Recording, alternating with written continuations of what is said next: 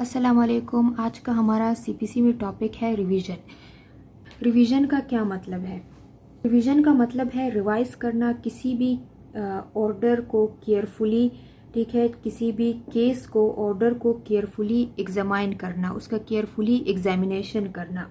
जैसे कि हम लोगों ने पहले पढ़ा था रिव्यू, तो रिव्यू जिस कोर्ट ने जैसे जजमेंट दिया, ऑर्डर दिया, तो वही जो है रिव्यू करेगा। लेकिन रिवीजन जो है वो इससे डिफरेंट है। रिवीजन जो है वो हायर फॉरम में होगा, यानी कि जिसने जजमेंट दिया या ऑर्डर दिया तो उसी कोर्ट में जो है रिवीजन नहीं होता, बल्कि ये उससे हायर फॉरम में होता है।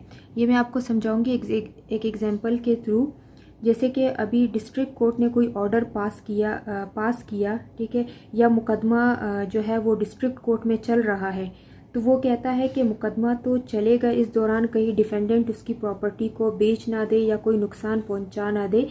तो जिसने मुकदमा किया वो कहता है कि स्टे ऑर्डर दिया जाए, मगर अदालत जो है वो स्टे ऑर्डर पास नहीं करती। तो ये जो पार्टी है ये हायर फॉरम के पास से जाएंगे।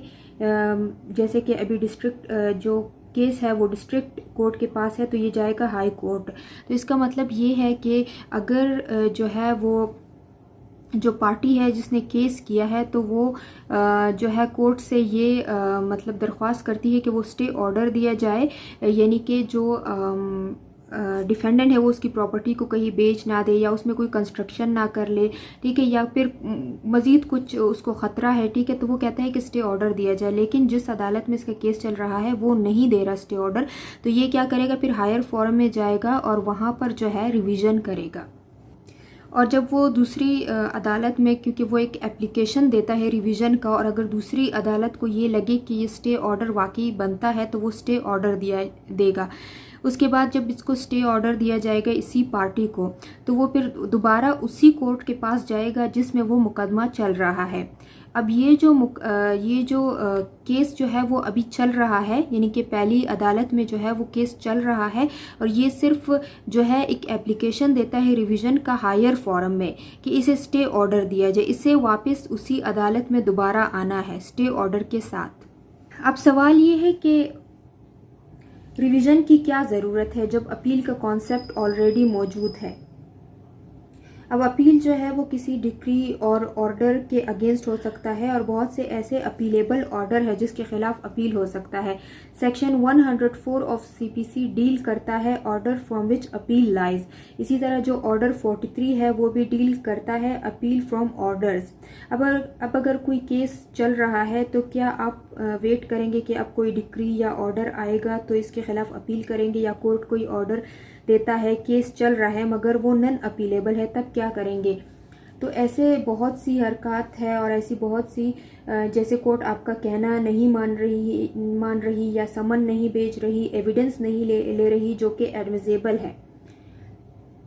अब कोर्ट है उसके पास पेक्यूनरी जुरिस्डिक्शन है नहीं, मगर वो फिर भी जो है वो केस को ट्राई कर रहा है, और कोर्ट की अपनी कोई जुरिस्डिक्शन मतलब ये जो जुरिस्डिक्शन होती है वो कितनी मालियत का मुकदमा सुन सकती है, लेकिन वो उससे ज़्यादा जो है वो मालियत का मुकदमा सुन रही है, ठीक है। यहाँ कोर्ट की जुरिस्डिक्शन नहीं पर मुकदमा सुन रहा है। अब जैसे इंजेक्शन इशू करने की कुछ शर्तें होती हैं, वो शराइत पूरी नहीं है पूरी मगर इशू कर रहा है, या इंजेक्शन जो है वो इशू करना ज़रूरी है मगर कोर्ट इशू नहीं कर रही, कोर्ट के पास जुरिस्डिक्शन है मगर एक्सरसाइज नहीं कर रही। तो यहाँ इसकी जो है रिवीजन कब हो सकती है, इसके बहुत कुछ ग्राउंड्स है जिसकी बिना पर जो है रिवीजन हो सकती है, वो हम आगे डिस्कस करेंगे। इसके बाद पढ़ते हैं कि रिवीजन का मतलब क्या है। Definition of revision. Revision means a re examination और careful reading once for correction और इम्प्रूवमेंट। ये रिवीजन का जो है वो डेफिनेशन है कि री एग्जामिनेशन और careful reading. Relevant provision section 115 of code of civil procedure जो है वो डील करता है रिवीजन के टॉपिक को।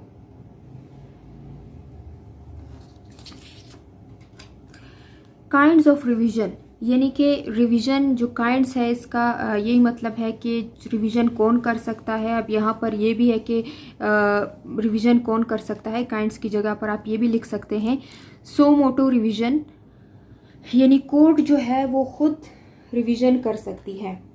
यानी कि हाई कोर्ट जो है वो सो मोटो रिवीजन यानी खुद से कर सकती है, और ये जो रिवीजन होता है on application by the party, यानी जो एग्रीव्ड पार्टी है उसके एप्लीकेशन पर भी रिवीजन हो सकता है।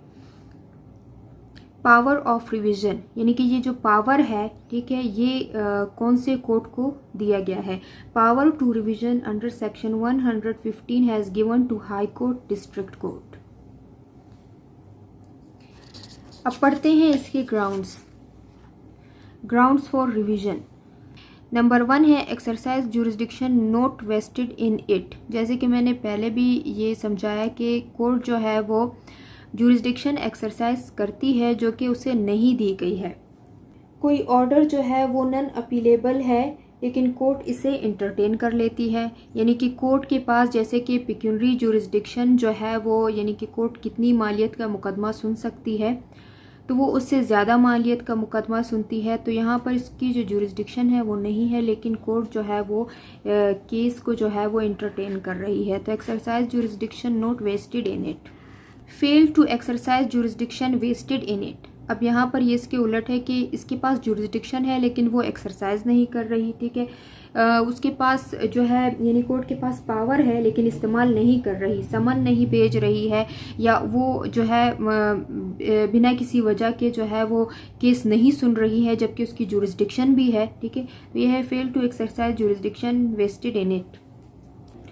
Exercise of jurisdiction with material irregularity. अब जो कोर्ट है वो एविडेंस को एक्सेप्ट नहीं करती, जो कि वो एविडेंस जो है वो एडमिसेबल है, लेकिन कोर्ट जो है वो एविडेंस नहीं मान रही, उसे एक्सेप्ट नहीं कर रही है, ठीक है। इंजेक्शन ग्रांट करता है लेकिन जो ऑर्डर 39 में जो पॉइंट्स हैं इंजेक्शन ग्रांट करने के लिए वो कंसीडर नहीं करता, और ग्रांट और इंजेक्शन जो है वो ग्रांट करता है, ठीक है। और कोर्ट अपनी मर्जी करता है, यानी कि प्लेंट को जो है वो एक्सेप्ट करता है विदाउट कोर्ट फीस के, ठीक है। और पार्टी को बिना सुने ये डिसीजन दे देता है, या फिर जो है डिसीजन देता है लेकिन किस बिना पर उसके रीज़न नहीं बताता। तो ये है exercise of jurisdiction with material irregularity. तो ये थे रिवीजन के ग्राउंड्स के रिवीजन किन ग्राउंड्स पर हो सकती है। तो ये था आज का हमारा लेक्चर। उम्मीद है कि आपको पसंद आया होगा। मज़ीद ऐसे लेक्चर सुनने के लिए मेरे चैनल को लाइक करें, सब्सक्राइब करें और शेयर करें। Thank you.